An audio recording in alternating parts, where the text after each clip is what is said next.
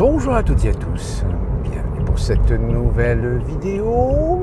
Je ne vais pas revenir sur votre situation à 48 heures du second tour, à 48 heures du verdict, si ce n'est qu'on a déjà une réunion, un rassemblement qui a été appelé pour le soir, pour dimanche soir, devant l'Assemblée nationale par les mouvements radicaux de gauche. C'est-à-dire qu'en fait, ils ont peut-être déjà prévu de commencer à foutre le bordel, même si finalement le Rassemblement national n'avait pas de majorité absolue, mais aura forcément une majorité. Je rappelle que s'il n'y a pas de majorité absolue qui est dégagée au Parlement, à l'Assemblée nationale, dites-vous bien que le pays sera totalement ingérable. C'est-à-dire qu'en gros, je pense que quoi qu'il arrive dimanche, vous allez vous prendre le mur. C'est-à-dire que là, le point de non-retour a été atteint depuis très longtemps, et là maintenant, le choc va être brutal. Mais on en reparlera, on verra, on reviendra dessus. Je pense que je ferai une vidéo après les résultats, dans le temps qui me sera imparti. Donc aujourd'hui, nous allons revenir sur une question qui me semble importante dans ma collection de vidéos, dans ma playlist de vidéos sur les États-Unis. C'est la vie aux États-Unis. Parce que oui, vous avez certainement vu beaucoup de vidéos de gens qui font des trips. Alors des trips parfois d'1 mois, 2 mois, 3 mois aux États-Unis. Vous avez ces gens de la van life qui des fois viennent aux États-Unis, etc. Quoique ceux de la van life, parfois sont confrontés à des réalités où ils se disent oui, tout compte fait, peut-être que, dont un sujet en particulier, où ceux qui n'ont pas été préventifs sur la question, le jour où ça leur tombe dessus, ça fait très très très mal. Alors qu'est-ce que la vie aux États-Unis ? Alors évidemment, comme en France, la vie est différente selon l'endroit où vous habitez, selon l'endroit où vous vivez. Il est évident qu'entre les villes et les campagnes, la vie n'est pas la même. La culture n'est pas la même. Les individus ne sont pas les mêmes, puisqu'ils sont accoutumés à un art de vivre qui n'a rien à voir entre la ville et les champs. D'où souvent cette expression que j'utilise, le rat des villes et le rat des champs, pour souvent mettre un petit peu une image d'Épinal sur une élection, qu'elle soit présidentielle ou législative. Ce qui est vrai aux États-Unis, par exemple. C'est aux États-Unis, c'est aujourd'hui très clairement l'Amérique urbaine, périurbaine, contre l'Amérique traditionnelle, l'Amérique profonde, l'Amérique rurale, l'Amérique des petites villes. C'est très clairement, et c'est très significatif, hein. Ça se voit comme le nez au milieu de la figure. Après, vous avez des spécificités de culture, d'État. Il est évident que quand vous allez dans le Michigan, si vous allez dans l'État de New York, si vous allez dans l'État de Floride, si vous allez dans l'État d'Alabama, ou dans l'État du Texas, ou dans l'État du Dakota du Nord, ou dans l'État du Wyoming, ou dans l'État de Californie, vous allez, vous rendre compte que la façon dont les gens vivent, la façon dont les gens pensent sont parfois complètement différentes. Alors c'est vrai d'une façon globale. Après, encore une fois, ce qui influe souvent l'opinion des gens, le comportement des gens, c'est selon s'ils vivent dans la facilité, dans le confort des villes ou dans la ruralité, dans les campagnes, dans les endroits reculés ou parfois même isolés parfois de tout. Ce qui est le cas dans des États comme par exemple le Colorado, l'Arizona, le Nevada, où vous avez des endroits où vous avez des petites villes qui ne sont pas dénuées de tout, puisqu'il y a toujours quelque chose à proximité, il y a toujours un Walmart, il y a toujours un Dollar Tree, et puis surtout les stations-service. Les stations-service aux États-Unis sont quasiment toutes des combini, c'est-à-dire que ce soit les 7-Eleven, que ce soit les Cycle, que ce soit les Esso, les Shell, vous avez toujours une petite supérette à l'intérieur de la station-service où vous pouvez trouver au moins l'essentiel. Ce qui n'est peut-être pas le cas en France, par exemple. Vous avez beaucoup de petits villages, des petits villages où il n'y a même pas de station-service. Pour aller trouver une station-service, il faut savoir parfois faire 5 ou 10 km. Alors qu'aux États-Unis, même le petit bled complètement paumé, il y a forcément une grande voie routière où il y a forcément une station-service qui traîne quelque part. Alors attention, là je ne vous parle pas des grandes étendues désertiques, etc. Où là, en effet, vous avez certaines routes où vous avez intérêt à lire les panneaux parce que vous avez des panneaux des fois qui vous indiquent attention, faites votre plein parce qu'il n'y a pas de station pendant 200 km. Donc si vous reste que 150 km, vous risquez d'avoir un petit problème.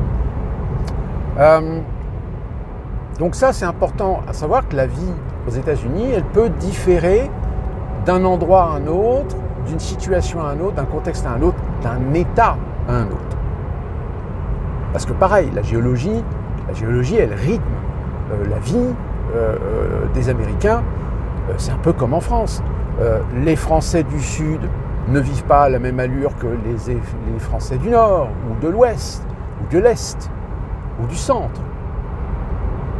Chacun adapte son art de vie, son style de vie, par rapport évidemment à la géologie, au climat, etc. Donc aux États-Unis, c'est exactement pareil. C'est pour ça que par exemple, vous avez des États où il fait, là nous sommes dans la période d'été, où il fait très très chaud, surtout en ce moment là, tout ce qui est à l'ouest, c'est entre 90, 100, voire 110, 114 degrés Fahrenheit, ce qui correspond à peu près à presque 50 degrés, 48, 47 degrés, dans des endroits secs où il n'y a pas un pet de vent. Je peux vous dire que quand vous avez des métiers où vous êtes souvent à l'extérieur, donc c'est pour ça que vous comprenez très souvent qu'il y a beaucoup de corps de métier qui l'été, ils commencent parfois à 6h du matin. 6h, 6h30 du matin. Parce que l'été, c'est pas possible. Un peu comme je dirais en France. En France, moi j'ai travaillé dans une société de jardinage. On commençait à, je crois on commençait à 7h30, 7h30 le matin. On essayait de tuer tout ce qui pouvait être tué le matin, quand il fait encore frais l'été. Moi j'ai bossé pendant le mois de juillet, parce que l'après-midi, si vous êtes sous le cagnard, évidemment vous ne pouvez pas être aussi productif que quand il fait un peu plus frais. Donc ça joue aussi dans la façon qu'ont les Américains de vivre. Mais d'une manière globale, aux États-Unis, très souvent, il y a quelque chose qui est assez intrinsèque à la culture du travail dans la vie des Américains, c'est qu'ils commencent très tôt. C'est-à-dire 7h30, 7h30, 8h. Comme ça, ils partent plus tôt. Souvent, ils partent à 3h30, 4h. Donc c'est pour ça qu'à partir de 4h, quand vous habitez près d'une grande ville, je crois que vous êtes bon pour vous taper 2 heures de trafic. Vous allez me dire, en France, c'est pareil. Tous les fonctionnaires qui sortent à 4h, vous les retrouvez tous sur la route, plus les sorties d'école, plus... voilà, c'est... Alors c'est pour ça que quand vous avez un métier, en règle générale, maintenant, les Américains, ils essaient justement d'étaler un petit peu certains secteurs. C'est pour ça, par exemple, vous avez des écoles qui commencent à 6h le matin. Comme ça, à 2h, 2h30, les élèves sont libres. Et comme ça, les parents ont plus de facilité d'aller chercher leurs gamins à l'école que quand il est 4h, 4h30, voire 5h. Je vous parlais du trafic. Évidemment, la voiture, elle fait partie intrinsèque de la vie américaine.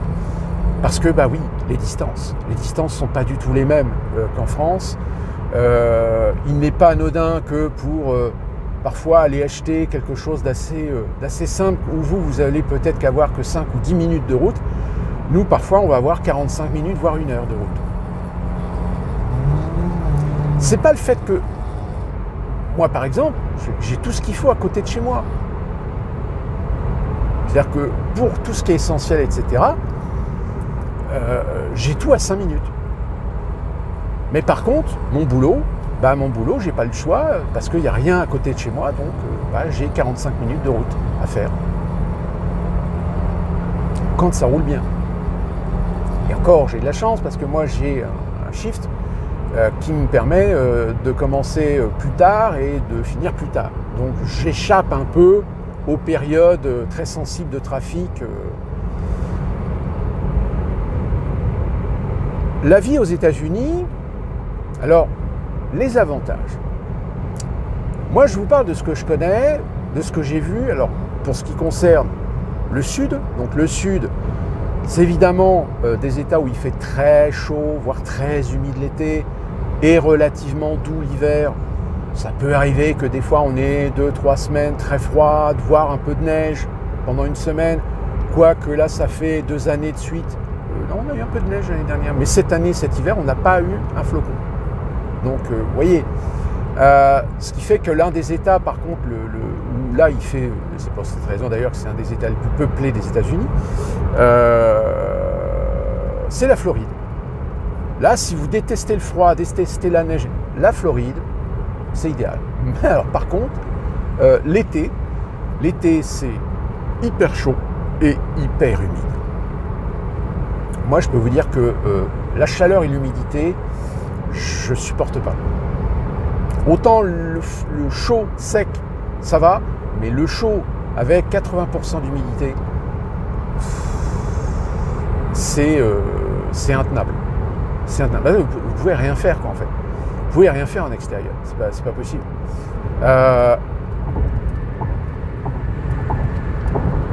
En matière de sécurité, par exemple, alors oui, vous avez certainement vu les fusillades, le problème des armes aux États-Unis, etc. Mais, évidemment, comme je vous l'ai dit, la société américaine est une société qui vit souvent dans une peur constante. Et que cette peur constante, elle est souvent alimentée. Et du fait qu'elle est alimentée, on va toujours faire des montagnes. On va toujours aller dans les extrêmes. Alors que si on remet les choses dans leur contexte, si on remet de la proportionnalité, on se rend compte que finalement, il n'y a pas plus de criminalité aux États-Unis qu'il y en a en France. J'ai même envie de dire que statistiquement, à l'échelle nationale, vous avez peut-être en France plus de problèmes d'insécurité qu'on en a aux États-Unis. Pourquoi ? Tout simplement parce qu'aux États-Unis, la justice est beaucoup plus sévère. Alors, encore une fois, tout dépend des États. Il y a des États qui ont des justices très très souples, comme vous avez des États qui ont des justices extrêmement sévères. À titre d'exemple, en Californie, pour essayer de faire baisser les chiffres de la délinquance et des petits délits, ils ont trouvé cette idée de ne plus poursuivre au moins sur un premier fait tous les voleurs qui volent moins de $900, je ne sais plus si c'est $500 ou $900 de produits. Donc c'est pour ça qu'actuellement en Californie, il n'est pas rare de voir des vidéos de gens qui rentrent dans le magasin, qui piquent des trucs et qui ressortent sans payer. Alors attention, c'est pas un open bar complet, c'est-à-dire que si vous faites choper une fois, vous n'aurez rien, ou un rappel à la loi. Par contre, si vous faites choper une deuxième fois, là par contre, vous risquez d'avoir une amende. Puis une troisième fois, là en effet, vous risquez d'aller en prison. Parce que là où la justice américaine est beaucoup plus sévère, quels que soient les États, c'est la récidive. Ça, si vous êtes multirécidiviste, là, le coup près, il tombe. Ou par contre, en revanche, dans des États, alors c'est souvent des États très conservateurs, là par contre, la justice va être très sévère. La justice est très sévère en Alabama. Pour un petit délit qui passe en Californie, en Alabama, vous pouvez finir en tôle. Vous pouvez vous prendre 3 mois ou 6 mois de tôle. Donc, pour un vol de paquet de chips, un vol d'une bouteille de coca ou un truc comme ça. Alors si vous tombez sur un juge clément, peut-être qu'il vous condamnera à une amende. Si vous tombez sur un juge qui est une vraie saloperie, là, il va vous condamner à 1 mois de prison pour une bouteille de coca. Donc, si vous voulez, ça a quand même un impact psychologique, ce qui fait que cette délinquance que vous avez en France, aux États-Unis, on n'en a pas. Il y en a, mais elle reste localisée, elle reste intrinsèque à certains secteurs, à certains coins, de certaines grandes agglomérations, de grands centres urbains, etc. Mais proportionnellement, si vous voulez, il y a plus de délits de la route que d'agression ou de vol aux États-Unis. Mais encore une fois, je précise, j'insiste, tout est une question de proportionnalité par rapport à la population américaine.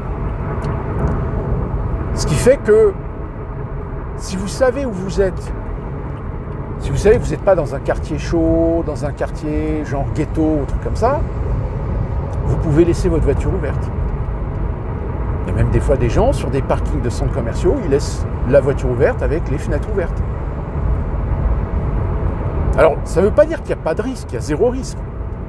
Mais celui qui aurait la malheureuse idée de vouloir piquer quelque chose dans une voiture qui est ouverte, il sait que s'il se fait choper, la sanction risque de tomber. Il y a aussi un phénomène psychologique, c'est évidemment le fait qu'aux États-Unis, vous risquez de tomber sur des cow-boys. C'est-à-dire ces flics qui vont tirer en premier et poser des questions ensuite. Ce qui, psychologiquement, s'il y a encore des gens qui ont un tant soit peu de raison, ça fait réfléchir.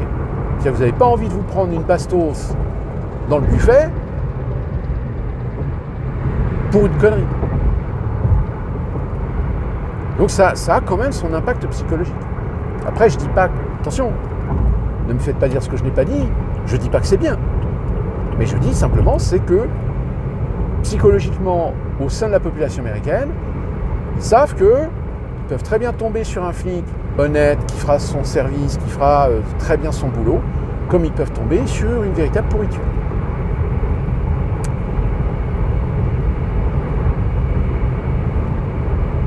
Économiquement, alors, moi je suis arrivé ici aux États-Unis en 2012 et on est en 2024. Et très sincèrement et très honnêtement, il est vrai que économiquement, aux États-Unis en 2012, c'était quand même nettement moins cher qu'aujourd'hui. Mais là encore, ça dépend des endroits. Moi, je suis dans un endroit, je suis donc dans la grande agglomération de la ville de Charlotte, qui est la deuxième plus grande ville, qui est la plus grande ville de Caroline du Nord, mais qui est la deuxième ville économique, enfin pas économique, mais après la capitale qui est Raleigh en français. Mais c'est la première capitale économique de l'État. Et c'est la deuxième capitale économique des États-Unis, après New York. L'État de Caroline du Nord, c'est un État qui aujourd'hui s'est un petit peu transformé. C'était un État du Sud conservateur, mais qui s'est considérablement assoupli, qui aujourd'hui est encore un État conservateur, mais on va dire conservateur modéré, avec des villes comme Charlotte, Raleigh, ou Greenville, ou Greenville, non, c'est Caroline du Sud, Greenville, je ne sais plus, ou Asheville, ou Lexington, ou Winston-Salem, ou qui sont des villes plutôt progressistes. Donc c'est kiff bourricot. Si vous allez vraiment dans la ruralité de Caroline du Nord, là vous allez tomber vraiment dans le conservatisme sudiste. Donc c'est pour ça que c'est assez intéressant Caroline du Nord d'avoir ce contraste suivant le modèle urbanistique, on va dire, qui joue énormément sur la mentalité des Américains. Ce qui n'est pas le cas, par exemple, en Caroline du Sud. Là, la Caroline du Sud, c'est littéralement des sudistes. Alors, sudistes, conservateurs, un peu modérés. Si vous voulez vraiment voir du sudisme dans l'absolu, là, vous allez Mississippi, Louisiane, Alabama. Ah là, vous allez gâter. Là, c'est... la culture, donc, joue énormément sur la façon que vous avez de vivre. Alors, il faut savoir qu'ici, en Caroline du Nord, nous sommes un État qui aujourd'hui est en plein boom économique. Pourquoi ? Parce que nous récupérons de plus en plus d'Américains, alors très peu d'Américains de la classe moyenne californienne, mais par contre beaucoup des États nordistes.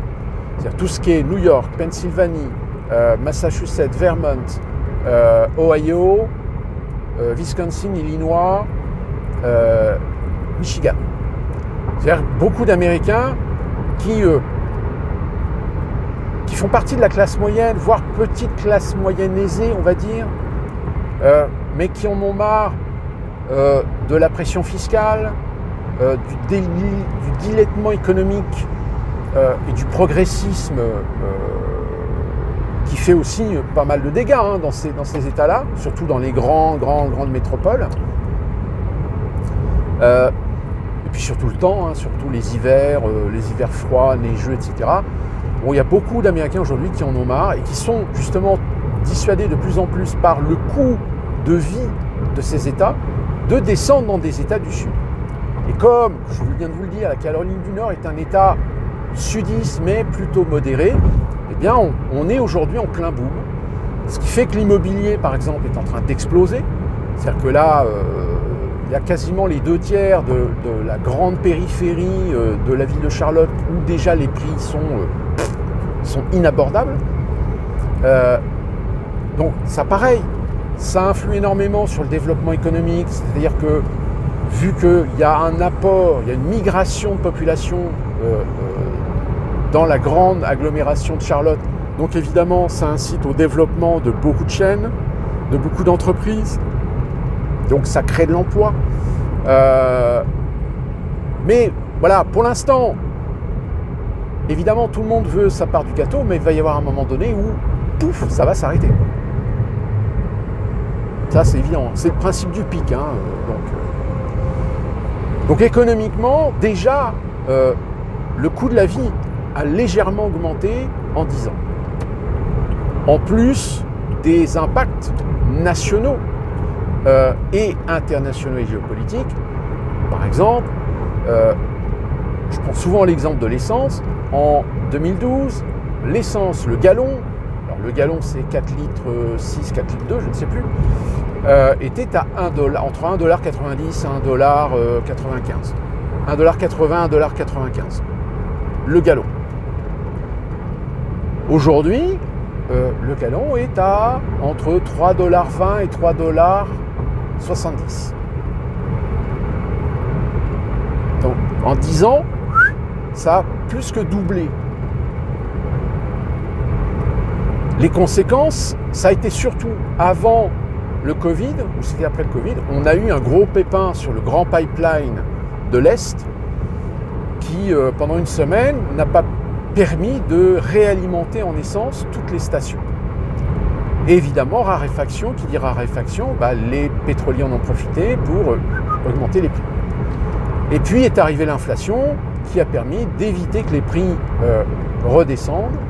Il faut savoir qu'ici, on est arrivé à du 4$ le gallon. Mais pareil, comme en France, vous avez des États qui mettent des taxes. Alors nous, on a une taxe, encore, ça va. On avait cette chance, là où j'habite, d'être frontalier avec la Caroline du Sud. Ou en Caroline du Sud, l'essence était encore moins chère. Mais là, la Caroline du Sud, elle aussi, pour affronter l'inflation, elle a augmenté les taxes sur l'essence. Donc aujourd'hui, on peut trouver de l'essence 10 centimes, 15 centimes moins cher que ce qu'on a ici. Mais, voilà. Par contre, vous alliez en Californie. Là, en Californie, ils sont arrivés des fois à des 8$ le gallon. Mais là encore, la Californie, les niveaux de salaire sont différents. Économiquement, le taux horaire fédéral, c'est 7,23$ brut. C'est-à-dire que là-dessus, vous avez le prélèvement à la source des taxes fédérales, mais aussi des taxes d'État et des taxes locales. En gros, il ne vous reste plus grand-chose. Je vous dis, il doit vous rester peut-être même pas 5$ net.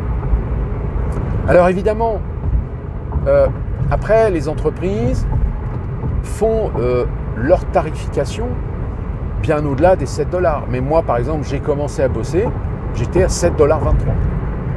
Je peux vous dire, quand vous faites 40 heures à 7,23 $, vous ne vivez pas. Vous ne vivez pas, donc vous comprenez pourquoi, même en étant un temps plein à 40 heures par semaine, si vous avez un salaire à 10 $ de l'heure, par exemple, très souvent, vous êtes obligé de trouver un deuxième boulot en temps partiel pour réussir à pouvoir vous payer ne serait-ce qu'un loyer.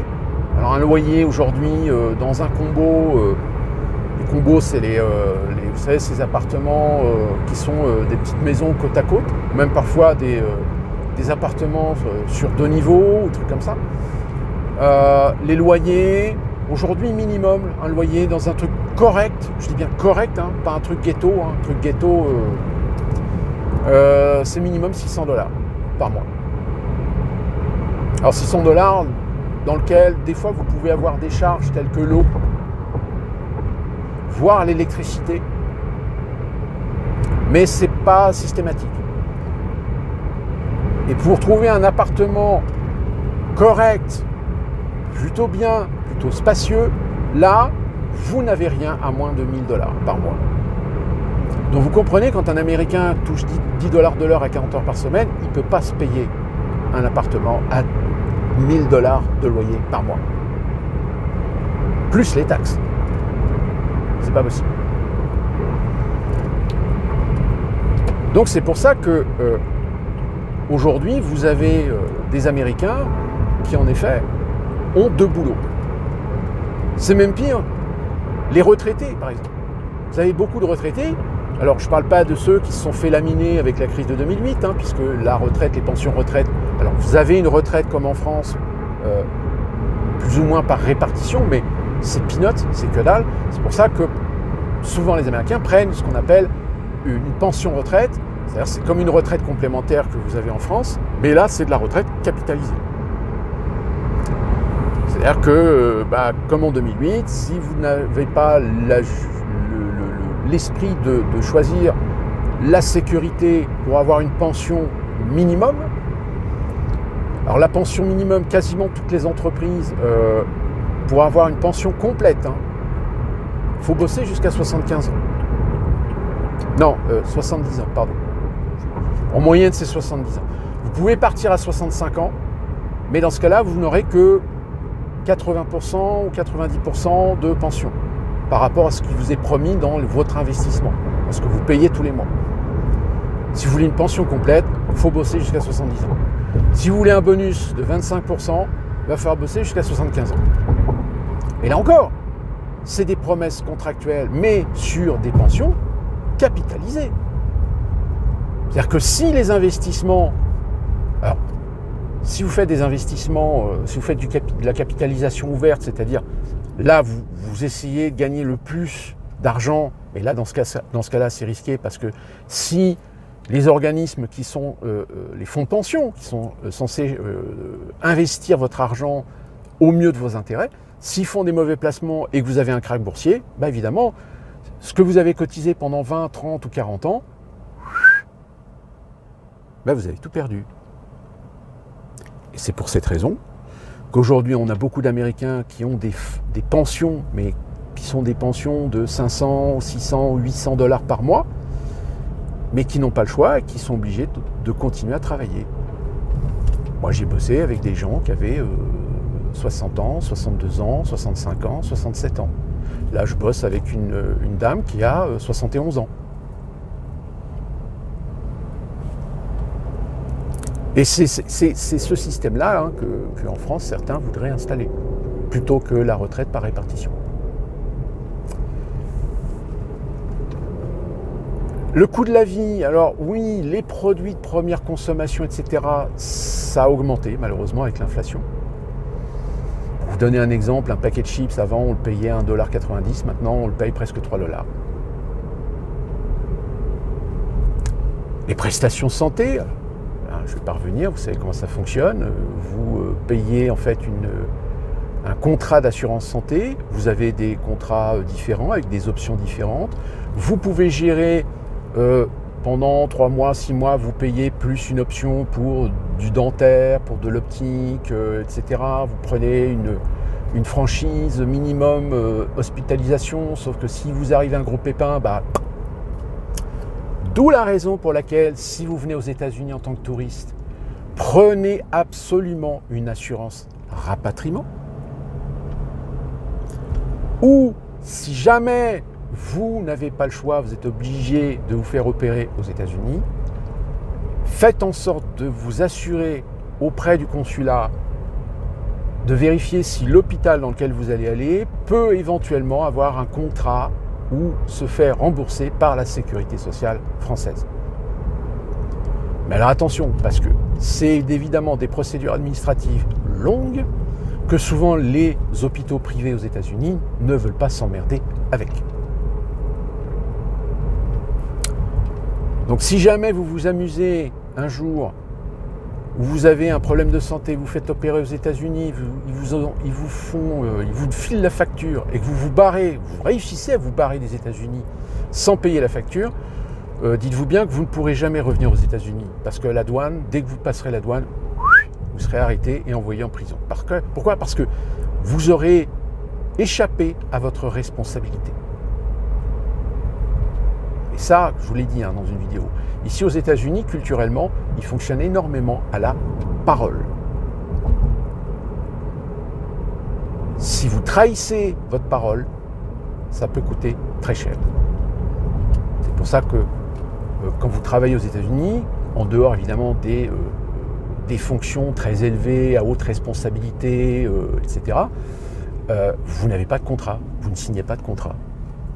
C'est de parole à parole. C'est-à-dire que la parole de l'employeur, c'est de vous payer pour un travail selon un planning établi. Vous êtes déclaré, ils sont obligés de vous déclarer pour payer à la source toutes vos taxes, vos impôts, etc., vos contributions. Mais voilà. Tout comme, là par contre, en effet, l'avantage, c'est que du jour au lendemain, vous pouvez quitter votre boulot. Et très rarement, les sociétés se retournent contre vous parce que vous quittez. Non, vous pouvez très bien partir en disant allez, ciao, au revoir. Moi, c'est ce que j'ai fait quand je bossais chez Cracker Barrel. Je suis parti du jour au lendemain. Voilà. Ça, c'est peut-être un avantage. Des avantages, inversement, ici, on peut vous virer. Alors là, pareil, chaque État a parfois des spécificités. Ici, en Caroline du Nord, il y a une spécificité, c'est qu'un employeur peut vous virer sans être obligé de justifier pourquoi. Le revers de la médaille, c'est que malheureusement, pour virer des gens, on n'est pas viré de la même manière si vous êtes blanc, hispanique ou d'origine asiatique que quand vous êtes afro-américain. Puisque les afro-américains, évidemment, il y a un marché, je dis bien il y a un marché, des cabinets d'avocats spécialisés pour porter plainte contre les entreprises pour licenciement pour racisme. Alors que pas du tout, parce que tout simplement l'employé est incompétent ou il a commis une faute grave ou un truc comme ça. Mais les Afro-Américains ont cette possibilité de faire appel à des cabinets d'avocats qui vont porter plainte contre les entreprises parce que l'entreprise a viré cet employé pour une raison raciste. C'est un business. Tout est business aux États-Unis. La vie aux États-Unis, comme je viens de vous le dire, tout est business. À partir du moment où il y a un intérêt financier, où vous pouvez gagner de l'argent, il n'y a pas de morale. Il n'y a pas de morale, il n'y a pas d'éthique. Alors, la morale et l'éthique, elle est dans la parole. C'est-à-dire qu'en effet, tout ce qui est transaction financière, là, chacun doit respecter la règle. Ça ne veut pas dire que tout le monde la respecte. Il y a, en effet, comme partout, comme en France, des gens qui sont malhonnêtes. Ça, là-dessus, il n'y a pas à tortiller du cul pour chier droit. Le fait est, c'est que vous avez donc, de par cette culture, beaucoup plus de possibilités et d'opportunités que vous avez en France. De pouvoir développer, par exemple, votre propre business. C'est beaucoup plus facile. Ici, aux États-Unis, vous pouvez créer votre propre boîte, vous pouvez vous créer en freelance de façon beaucoup plus simple qu'en France. Et même au niveau des taxes, au niveau des contraintes, c'est beaucoup plus facile parce qu'en règle générale, tout est déjà pré-mâché. C'est-à-dire que, voilà, on vous donne tout ce qu'il faut à savoir et à respecter dans le cadre de votre travail. Donc ça là-dessus, c'est pour ça que si vous avez vraiment un capital, si vous avez une bonne idée, une idée sérieuse, une idée qui peut fonctionner, aux États-Unis, vous pouvez le réaliser. Alors qu'en France, l'obstacle, c'est les banques. Hein, soyons clairs, les banques sont très frileuses, sont très radines en France. Alors qu'aux États-Unis, c'est même pire, c'est que si vous allez calculer un budget à 500 ou 600 000 $, si votre projet il est vraiment solide, s'il tient debout, s'il est réaliste, etc., généralement les banques elles vont vous demander si vous voulez plus, pour vous donner plus de chance. Bon, par contre, en revanche, l'échec, si vous échouez, là vous perdez tout. Ni une ni deux, hein. C'est le deal. C'est l'échange de bons procédés. C'est on vous aide, vous réussissez à mener à bien votre barque, tout le monde est content. En revanche, si vous vous plantez, là, la banque, elle va se servir, elle va tout récupérer. Et c'est pour ça que malheureusement, vous avez beaucoup d'Américains qui sont surendettés. Ils sont surendettés parce que c'est de l'endettement qui se transmet de génération en génération. Malheureusement.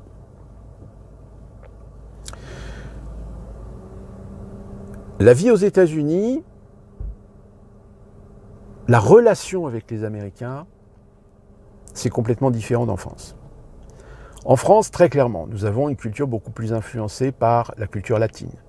Ici, c'est une culture beaucoup plus anglo-saxonne, c'est-à-dire que oui, ils sont parfois beaucoup plus ouverts qu'on peut l'être en France, mais en revanche, attention, ne croyez pas que vous allez vous en faire des amis.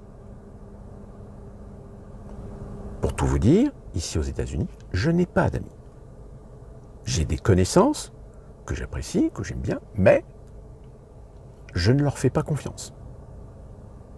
Parce qu'ils s'écoutent de trop. Parce que c'est la société de consommation.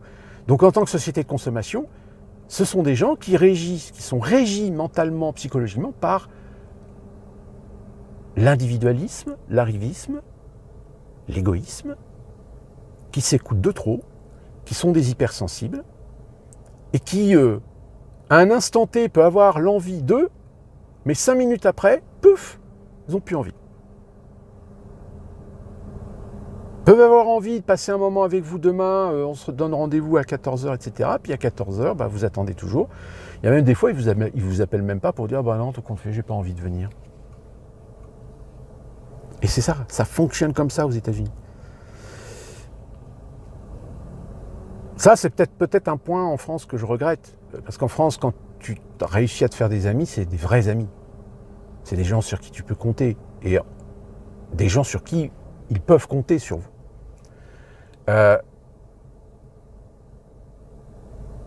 Qu'est-ce que je pourrais vous dire d'autre ? La vie aux États-Unis. La vie aux États-Unis, c'est la surconsommation. C'est t'as tout à porter. C'est pousser toujours plus à la consommation. C'est c'est la société de consommation. À tel point que oui, il faut faire très attention parce qu'il y a beaucoup de merde. Surtout la bouffe. La bouffe, elle peut vous faire naître des maladies ou des problèmes de santé, surtout si vous venez de pays tels que la France, ou trucs comme ça. Même si aujourd'hui en France, on est d'accord qu'au niveau alimentaire, ça s'est un petit peu aggravé aussi. Hein. Mais ça fera peut-être l'objet d'une autre vidéo sur la bouffe aux États-Unis, parce qu'il y a beaucoup de choses à dire. Alors après, tout dépend, pour terminer, de votre mentalité, de votre personnalité. Vous avez des gens qui viennent de France et qui s'adaptent très rapidement parce qu'ils y trouvent des compatibilités avec leur personnalité, leur mentalité, leurs opinions. Tout dépend aussi des endroits. Vous avez des Français qui aiment beaucoup la Californie. Mais attention, la Californie, il faut en avoir les moyens. Pourquoi vous avez beaucoup d'artistes français qui vivent en Californie? Parce qu'ils en ont les moyens. Donc quand vous en avez les moyens en Californie, oui, la Californie, c'est génial. C'est super. C'est le meilleur endroit sur Terre. Quand vous avez l'argent. Si vous n'avez pas l'argent, c'est un enfer. Après, vous avez d'autres endroits, d'autres États. Je sais qu'il y a beaucoup de Français, par exemple, qui aiment beaucoup le Texas, qui aiment beaucoup le Colorado, le Nevada, parce que c'est des endroits où il y a beaucoup de nature, il y a beaucoup de parcs, il y a beaucoup de choses à faire, surtout quand on est quelqu'un qui aime visiter, qui aime voyager, qui aime explorer. Et puis évidemment, alors là, pour ceux qui sont vraiment totalement urbains, qui aiment la culture, etc., bah, il y a New York. Ouais, New York, c'est vraiment l'endroit, c'est the place to in. Mais là encore, c'est pareil. On y reviendra peut-être dans d'autres vidéos sur les États-Unis. Donc voilà ce que je pouvais vous dire un petit peu. Alors, il y a encore plein de choses que je pourrais éventuellement aborder sur la vie aux États-Unis, mais d'une manière générale, voilà ce que vous devez savoir et qui sort complètement des schémas que certaines personnes vous montrent dans YouTube, parce qu'eux, ils vivent aux États-Unis, mais ils vivent en tant que touristes, ou ils y vivent que quelques mois. Ils y vivent pas à l'année. Ou parfois, ils y vivent dans des endroits, comme je vous dis, où il y a de la facilité. D'ici là qu'on se retrouve pour une prochaine vidéo, votez bien en votre âme et conscience, et on se retrouve lundi, je pense, peut-être dimanche soir, je ne sais pas, pour voir un peu l'étendue des dégâts.